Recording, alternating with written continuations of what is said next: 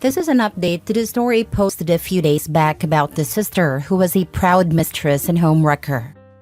Let's read the update. I am not going to tell my sister to get rid of the baby. That's not my place, and I would never suggest such a thing. Also, I am not going to install tracking software on her phone or demand access to all her devices. That's invasive and wrong. I've been thinking a lot, and while I can't say that I don't love my sister, it's very hard to feel that love right now. I don't know who she is anymore. It's not just that she lied to me, it's what she did, and how convinced she is that she was justified because they were in love. She's brought chaos into my home that I opened up to her. I'm deeply disappointed in her, and I just don't like her at the moment. I'm letting her stay with me because I don't want her to become dependent on him. I don't think he's a good man either, and as a social worker, I've seen these scenarios too many times. My sister is already deluded. I don't need to open the door to a dependency that's also financial. Now on to the update. I haven't been punishing my sister, but I've been treating her like a roommate. This is driving her crazy. She's begging me to go back to how things were before, but I can't. I told her that I need time and that things can't just return to normal overnight. She tried to explain how it all happened. She admitted that she always knew he was married, but believed she could tell how unhappy he was and felt he deserved to be happy. They met at a bar a few weeks after his son's accident. He told her that his wife hadn't touched him since it happened and that he was about to explode. I asked her why she would involve herself with a married man, knowing the hurt it would cause. She said she wanted to be a wife and a good mom, and that included his kids. She had hoped he would divorce his wife so they could all move on and finally be happy together. I just stared at her, unable to comprehend how she could rationalize her actions. A few days later, he appeared at our house, claiming he had left his wife and wanted to be with my sister. I told him to leave immediately or I would call the police. My sister was furious with me, accusing me of ruining her chance at happiness. I made it clear to her, if it comes over again, I will evict her. She's free to date anyone she wants, but not under my roof. I also told her that if she plans to have him around after the baby is born, she'll need to find her own place. Word has gotten around our community about the affair. While we were grocery shopping, a woman even spat on my sister. Many of her friends have cut ties with her, calling her a homewrecker. Some are married themselves and don't want her near their husbands. I haven't said I told you so even once. We unexpectedly ran into his wife at a local cafe. My sister wanted to apologize and suggested that maybe they could all have a good relationship for the sake of the kids. The wife laughed coldly and said, "You made your choices. Now live with them. Don't expect me to make this easier for you." My sister is devastated and has been lying in bed ever since. I'm taking care of her physical needs, making sure she eats, stays hydrated, and attends her prenatal appointments, but I can't bring myself to comfort her emotionally. I just don't have it in me right now. Now for the top comments. Why wouldn't he just call or text her and tell her to meet him? Makes absolutely no sense. I honestly think his wife threw him out, and he was scoping out if he could stay with her, but that's just my theory. They met at a bar a few weeks after his son's accident. He told her that his wife hadn't touched him since it happened and that he was about to explode. Wow, what a catch. Any parent will know the trauma of having to go without sex after one of your kids has been seriously injured. Imagine getting successfully rizzed up by "I'm about to explode." LMAO. You're not the a-hole for feeling hurt and setting boundaries. Your sister made her choices, and now she has to face the consequences. Exactly. She made her choices, and OP don't owe her emotional support right now. And the choice she made has destroyed lives. She deserves what she faces, as does that trash husband. To be honest, OP is better than I would be, letting a cheater with no remorse stay with her. But maybe it will help the sister stay away from that trash husband. Next story. Am I the a-hole for telling my sister I won't be her surrogate? I, 30 female, have an identical twin sister. We'll call her Stacy for the sake of the story. Our mother unfortunately passed in child labor and we were raised by our father. Stacy has been married to Jeff for 8 years. I have been in a relationship with Mike for 3 years now. One thing I've always known about my sister is that she wanted to be a mom. Even when we were children, she was always thinking about wedding ideas, nursery themes, baby names, etc. I was always more focused on books and having fun. I am now a flight attendant. I am also attempting to become a published author. My sister has not worked ever honestly. When we graduated high school, we went straight to college. She met his boyfriend in college and once she graduated, became a stay-at-home girlfriend until she became his wife. I have known for a while that my sister has been attempting to become pregnant, unsuccessfully. She has experienced a single miscarriage and has been unable to become pregnant again after thousands and thousands of dollars being spent on IVF, and pretty much anything they could do because she wanted to experience pregnancy. After 5 years of no success, they have started to discuss other options. My sister isn't interested in adoption and is very adamant in having a child that has both their DNA. Her words, not mine. About 3 weeks ago, she came to my house and we were hanging out as we usually do, just chatting and watching Modern Family. She told me she had a serious question and needed to ask me while she still had her nerves. It scared me, but she asked if I could be her surrogate. I was frozen for a second and asked what she meant. She told me that I know what a surrogate was. She needed me to be her surrogate. I expressed that she knew that I wasn't interested in having children. This could definitely be due to how we came into the world, but I'll be honest and say I have never found the thought of having children appealing in any way. I told her that I would have zero issue with donating my eggs to her, however many she needed. She could have them all, but I could not carry her child. Upon hearing that, she became so angry. Her face was so red, and she was just yelling about how it's obvious how jealous and hateful I am because this is a small task. I didn't want to bring it to her attention that she has always spoke about having more than 4 kids. Would the expectation be for me to do this every time? I don't know. I'm starting to feel so bad.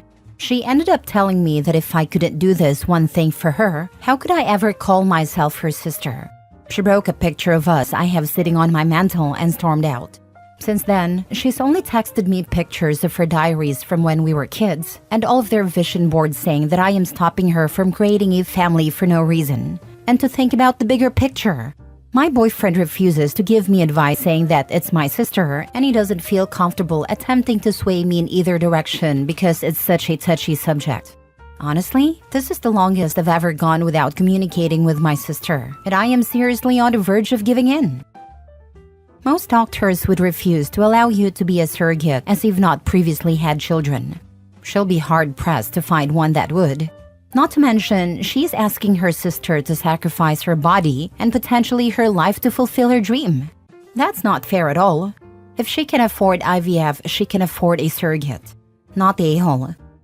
I'd also add that her losing her temper in this way screams she's not stable enough to enter this sort of relationship with, not the a-hole. I'm a dude, so can only compare it to donating a kidney. I might donate a kidney to one of my siblings, but if they demand it, disown me. Break pictures if I don't jump at the chance. That's no longer abuse, that's insanity. Sorry her sister is insane. Or she's worried her husband will leave her, or make her go to work. She's a stay-at-home mother who can't have children. She's thinking, how dare sis refuse the obvious solution to my problems. I do think her husband is applying a lot of pressure. When she made the same DNA comment during a football game, her husband gave me this look. I don't know how to even properly explain it, but it was like he was expecting me to offer. Ew. Edit. I am reading all the comments and I want to say thank you so much. I feel so much better knowing I'm not the villain, but I would be lying if I said I am not leaning towards just doing it. This disconnect with my sister brings me immense discomfort in ways I cannot verbally express, but I see 2 frequent questions I want to answer to hopefully get different answers. 1. Money. My mother did not die of natural causes. It was provider error. My father sued a hospital, and my sister and I have sizable trusts with that money.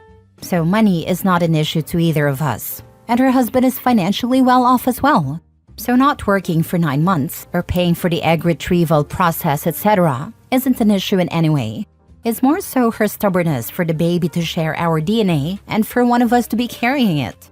2. Since we're identical, if she can't have a baby, how can I? Her lack of being able to have a child is due to a car accident we were in, which is also the source of the miscarriage she experienced. Due to her being in the front seat with our father, they took the brunt of the crash, unfortunately. Her body is now unable to carry a child, and she has had extreme complications with egg retrieval. I'm not sure about the details of how that has gone wrong, just that it is not working and not an option. It is hard to get her to discuss non-viable options so I can gain a better understanding. 3. Doctors will not allow me to be a surrogate due to me not having a child. Thank you so much for this information. We have family dinner this upcoming Thursday because we always watch football with our dads and significant others. I'm sure this topic will come up if she decides to attend. I'm hoping I can bring this up to her. Next story. Am I the a-hole for agreeing to divorce my wife when she joked about it? Yesterday, me and my wife were just chilling and watching TV. My wife all of a sudden said that she wants a divorce and started laughing hysterically. She was quite drunk. She drinks, I do not. I was shocked when she suddenly asked me for divorce. I have been with her for the past 6 years. All this time was spent together, she never ever asked me something so absurd. I got angry and said, sure, divorce that way, send me papers but make it fair. She stopped laughing and got sad. I am used to her sarcastic questions about it. I would do something like this or that for her, or absurdity like I would jump off the hill for her, etc., but I never saw this coming my way. But she this time got sad and angry and became serious and asked me, am I for real? I said, sure I am. You want to leave me? Then leave. I can't stop you. Or do you want me to physically stop you? She got very angry and started crying and said that I wouldn't even fight even a little to save our marriage and just agreed to divorce without reacting. She asked me, have I stopped loving her? I told her I love her, but if you want to leave me, I won't stop you or beg you. My wife got very angry and slapped my chest and said, bad husband. I tried to stop her and ask her to talk to me, but she didn't listen to me. She's been ignoring me since yesterday. Today I went to talk to her and she said that I need to become a better man and husband and fight for my wife, instead of just agreeing to divorce like a heartless pig. And until I work on myself, she will not talk to me and she's been ignoring me. She gave me food, sat next to me, but whenever I try to talk to her, she doesn't reply. I was thinking of apologizing, but I also thought I don't need to apologize because I didn't do anything wrong. Am I the a-hole? Now for the comments. You need to be a better wife and not make a joke out of ending our marriage. Yes, she's the one who needs to work on herself. If you say stuff like that when you drink, maybe you don't need to drink. Not the a-hole. Your wife's joke crossed a line, and it's unfair for her to expect you to beg and plead for her to stay after a cruel and drunk comment. Marriage takes mutual effort and respect, and it seems like your wife needs to work on those things, instead of expecting you to constantly prove your love for her. Stand your ground and have a serious conversation about boundaries and communication in your relationship. Plus, let's be real. Who jokes about divorce while drunk? That's not funny or acceptable. It's valid that OP felt hurt and taken aback by her request for a divorce, especially considering their long history together. Not the a-hole. Exactly. He has every right to feel his way. She asked a hurtful question and then didn't like the answer she received. OP, she needs to grow the heck up. If she cannot control her drinking or her mouth, then perhaps y'all really are not compatible. You did nothing wrong. She literally fooled around and found out. Play stupid games, win stupid prizes. Not a-hole. Although she sounds horrible and manipulative, you should actually consider divorcing her for real. Last story. Am I the a-hole for telling my mom why none of her 5 boys have given her grandkids? I'm the youngest of 5 boys. When I was 13, my mom and biological dad split. My oldest brother went to stay with my aunt. The rest of us went to stay with my grandma while our parents tried to find happiness. Dad completely fell off the face of the earth after about 4-ish years. I think he talks to my oldest brother every so often. My mom got her own place a few miles away from my grandma. She visited often and even spent the night every now and then. So the twins only stayed for like a year, then went and joined the Navy. The brother between the twins and I stayed for 2 years, Then met a girl, went to college, and they got married. Then there was me. 13 to 18, I lived with my grandma and was almost completely alone for 2 years out in the middle of nowhere. I love my grandma, but there was only so much an 80-year-old woman and a teenage boy could talk about. I felt abandoned. Fast forward, I finished high school and went to college. Did a whole shebang. We're all adults now doing our thing. Well, my mom is always like, why won't any of you give me grandchildren? First of all, I'm gay, but she even asks me if I'll find a nice man, settle down and adopt. But my other brothers are straight. None of them have or want kids. So the conversation got intense and she was being very dramatic. So I said it. I said what was on everyone's mind. Mom, I think none of us want kids because of how you and Dad left us with Grandma, because you both deserve to be happy. I'm glad you found your happiness, but I would never do such a thing to a child, especially if I had the means to take care of them. It scares me that I could possibly wake up one day and think differently. That I could wake up, tell my kids to pack their things. I'm taking you to Grandma's where you're going to live from now on, even though your father and I are perfectly capable of taking care of you. She cried. A lot. But I couldn't take the "where are my grandkids" conversation anymore. I could not listen to her bring that up one more time. I did feel terrible and we haven't talked in like 2 weeks. I'm not sure what to think. Not all. The truth hurts most when we know we're wrong. There has to be a part of your mom who knows what she did was wrong, and I wouldn't be shocked if she saw grandchildren as her chance at a do-over. I wasn't there for my kids, but I can make up for it by being there for my grandkids, hence her pestering. Instead, she's now being told that her choices have consequences, and she won't get her do-over because of what she did. She didn't want to parent, so now she won't get to grandparent.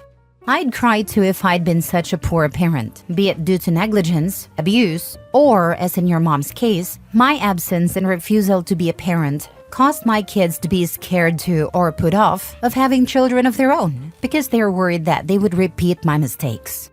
There is no delicate way to put that, because a truth like that will always hurt. Who wants to be confronted with the harm they've caused and the damage they've done? You were not wrong for telling her, not least because the only way to stop her pestering and questioning is to tell her why, and you put it as diplomatically as possible. The grandkids were gonna be her do-over. Listen, I had a similar issue. My parents raised me and my brother in brutal abject poverty, and also neglected both of us in brutal fashion. I always wondered why she ever bothered to have kids. She said we were both planned. In any case, I vowed I would never bring children into our extremely dysfunctional family setting. My brother and father died of an overdose on the same day. In 2019, before my mother passed away from COVID, I had to tell her the family name was dying with me because I had a vasectomy and would never procreate. She was extremely upset, but the truth hurts sometimes.